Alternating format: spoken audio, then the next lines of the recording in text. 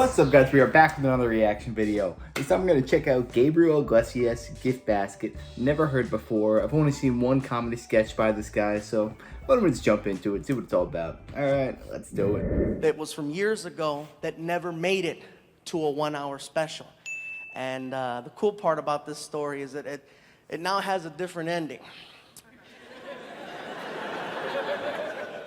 The story is called The Gift Basket. Alright. Some of you know it, some of you don't know it, but after this, you're never gonna forget it. All you have to know about this story is that all the people involved have always been and will continue to be friends. That being said, Martin and I, all the good ones start like that. Martin and I. Before we jump into it, just off the cuff, just looking at this guy's wardrobe, he just looks like a relatable dude like you see at a barbecue. So it kind of makes me like him more because he's not dressed all fancy. You know what I mean? I kind of like how he's scheduled to perform in Northern California. Usually we fly, but this particular day I was having a problem with Southwest Airlines. They wanted me to pay for an extra seat for someone who wasn't traveling with me. Take your time, you'll figure it out. Anyway, I tell Martin, I'm not paying for an extra seat. Let's just drive. It's 6 hours. So we headed north. 3 hours into the drive, we're passing through a city called Fresno. And as we're passing, hey, Fresno 559, get us all way. Anyway, as we're passing through Fresno, we start seeing billboards off the side of the freeway that said, performing this weekend at the Radisson Hotel. Directly from BET's Comic View and Showtime at the Apollo, comedian G. Riley. And I look at Martin, I go, oh shoot, G's in town.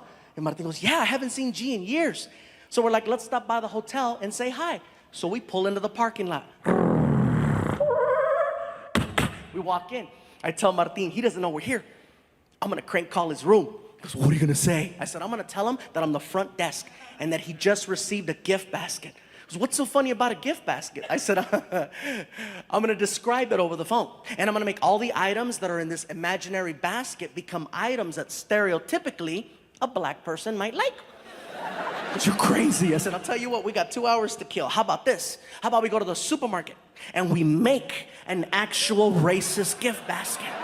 And we'll have it delivered and we'll wait outside to see what happens. I said, are you down? We go to a store and we start to design the sickest practical joke ever. I get a shopping cart and I'm like, all right, we need a basket. So I find one, I take out the grass, the plastic eggs, and the chocolate rabbits, and we start hitting the aisles. First item I grab is a fried chicken about that big, okay? See how quick that laugh was? There's a few black people in here like, mother, this better be funny.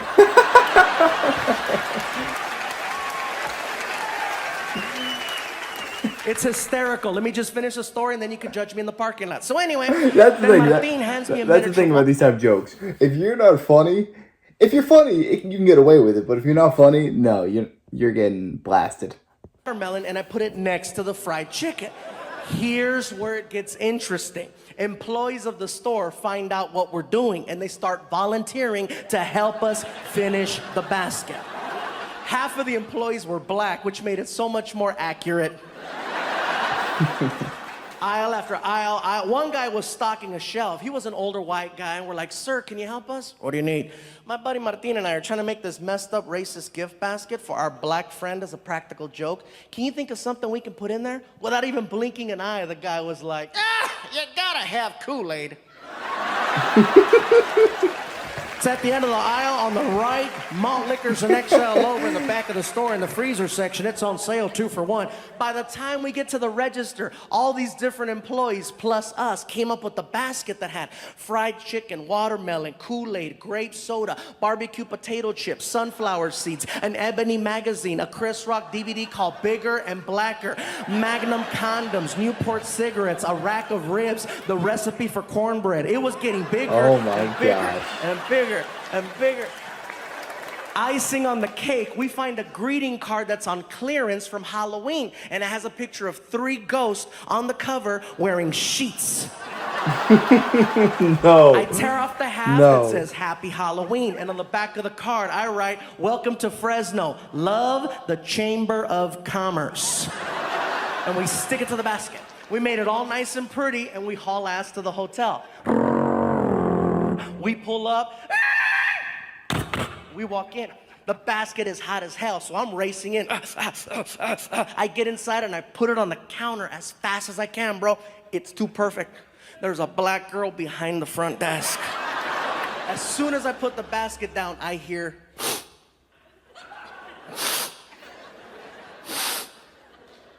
Is that chicken? Ooh, let me see. Hold on. What is it? Let me explain. My name is Gabriel. This is Martin. We're a couple of comedians, and we're about to play a really crazy practical joke on a friend of ours who's staying here tonight by the name of G. Riley, who's also a comedian. Oh, the one that's on the signs on the freeway. Yeah, the one that's on the signs on the freeway. So as a practical joke, we went to the store, and we made this messed up racist gift basket. That's why you can smell fried chicken. And she was like, what?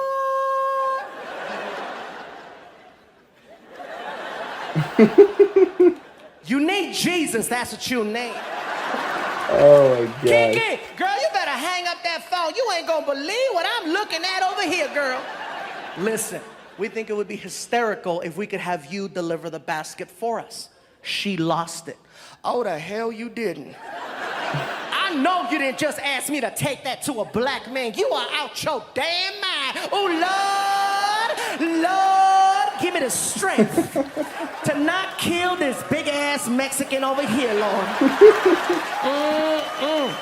Hey, look here, Nacho Libre. I don't care who you are. I am not doing it. Hell no. I'll give you $50. Where that motherfucker at? Oh my God.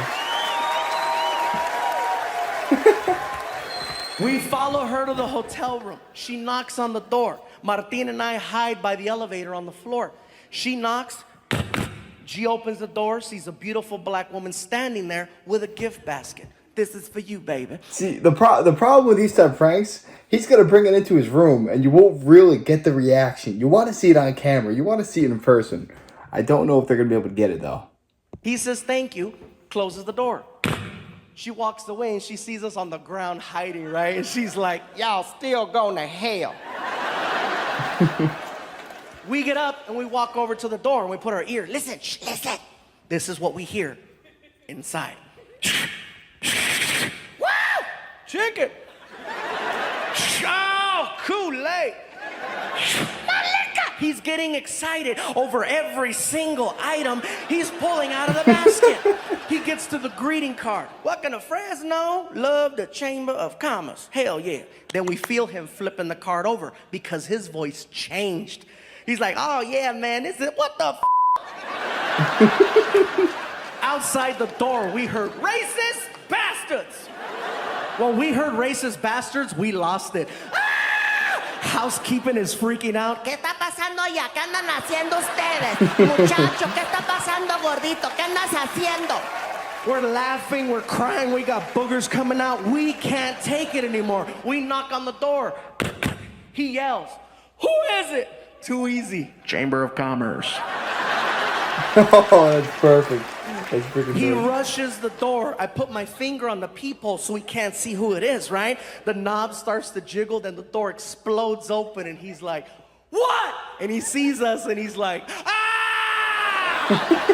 What's up, G? Man, y'all give a brother a heart attack. Did you like your basket? Man, that was messed up. Did you like it? Man, I love all that shit. I want to know, how does this story change? He said it changes over time. I want to see what happens.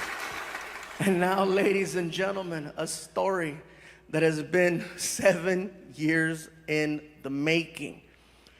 I would like for you to now hear, for the first time ever, the other side of that story.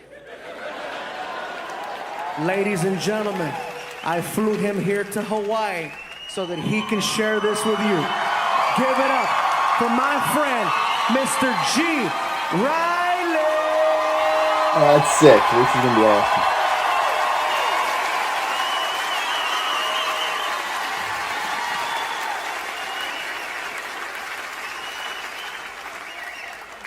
See, before it even starts, that's the problem with telling a stand-up comedian when a stand-up comedian is telling a story. You're only really getting his perspective. You don't really know the situation. So this is like the first time I've seen a comedian do this.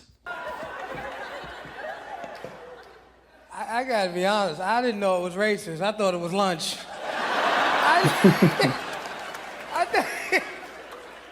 thought it was lunch. I didn't know it was racist till I got back to my neighborhood. And the brothers in my neighborhood looked at me. They say, man, I don't believe you let that Mexican guy do that to you, man. That was messed up. I know you got him back. I said, what, buy him lunch? I can't afford to buy that man lunch. If I buy him lunch, he'll be getting me again. But see, you gotta understand, it was the perfect set of circumstances when it happened. Because I'm laying across the bed in the hotel. I'd never been to Fresno before. And I wanted something to eat, and I didn't know where to go eat. So I'm laying across the bed, and I'm saying to myself, where could I go eat? I wish I had some food. And all of a sudden, magically, there's a knock on the door. And a black girl shows up with a gift basket. And I took the gift basket, and I said, they know how to treat their comedians up here in Fresno. And I'm walking to the bed, and I could feel the heat, and I could smell the chicken from the gift basket. And I'm like, oh, this is cool. Because nobody smells chicken and thinks of racism, right?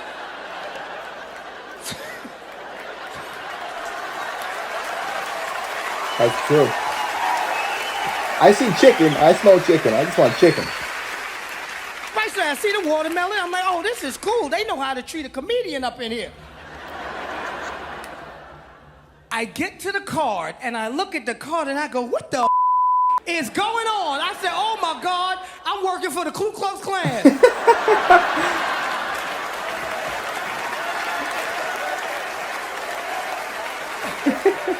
And I really started to panic because in my head, I'm saying to myself, is this for real? Because there were billboards all over the city with my picture. And I started thinking they were trying to scare me out of town. So now I don't know what to do, right? And I start trying to call a promoter, and the promoter's not answering the phone, and it's festering in my head, and I'm nervous, and I'm pacing the room, and all of a sudden there's a knock on the door, right? And I go, oh my God, they come to get me.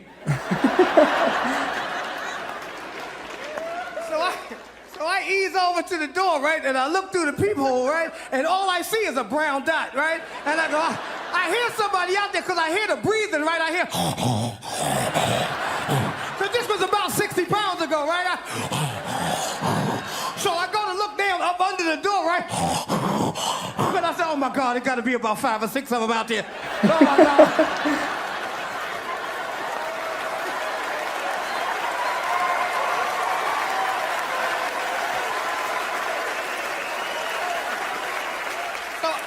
Like this. I figure, okay, you know what? If it's gonna happen, it's gonna happen.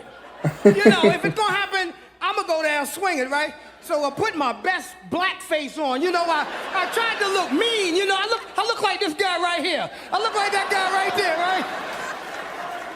And I go, who is it? And they go, Chamber of Commerce. And I'm like, oh my God, the Chamber of Commerce is the Ku Klux Klan. And I'm panicking, so I get to the door, right? And I pull the door open, and when the door opens up, these guys are falling all over the hall, laughing at me. They're rolling all into the cleaning lady's car. The cleaning lady didn't know what was going on, right? She's scared to death because she sees a black dude with no shirt like this, so she grabs the lemon pledge like it's pepper spray, right? She's ready to get...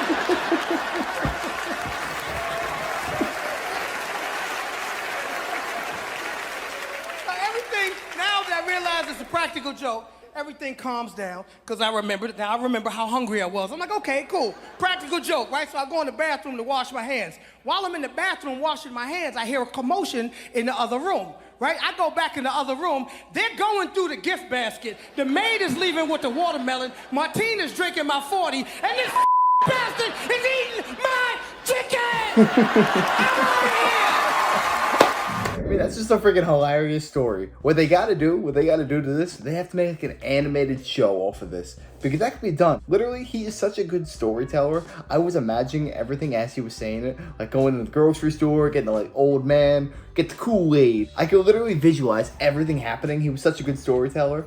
But I love stuff like this. I love little pranks on your friends. A lot of people would be like, oh, it's kind of racist, all this. Everything is funny if there's no malice behind it. These guys are freaking comedians. I think they know comedy more than freaking Joe Schmo who criticizes his mom's oatmeal in the morning. You know what I mean? Like, there's always going to be people complaining about stuff. But this is just funny. This is my second time watching this stuff, and I can see why he's such a big fan base. He's freaking comedy gold. He really is.